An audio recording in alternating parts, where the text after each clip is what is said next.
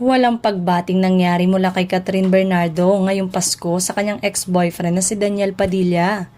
Maraming taga-suporta nila ang nag-aabang kung babatiin ba ni Catherine si Daniel, pero natapos ang araw, bigo ang kanilang mga tagahanga dahil walang pagbati mula kay Catherine. Kaya malungkot ang kanilang mga tagahanga na umaasa pa rin na maayos ang gusot na namamagitan sa dalawa at muling maibalik ang magandang pagsasamahan bilang magkaibigan. Samantalang binati naman si Daniel ng kanyang malalapit na kaibigan, tagahanga at pamilya sa kanyang social media, maging ang ex na si Kat ay hindi rin nakakalimutang isama ng aktor sa mga pinasasalamatan. "I know that I'm okay. I can say I'm healed."